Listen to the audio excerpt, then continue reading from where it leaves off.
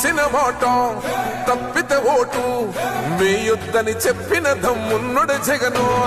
చెప్పిన మాట చెప్పినట్టుగా చేసిన మా రాజన్న కొడుకుర జగను.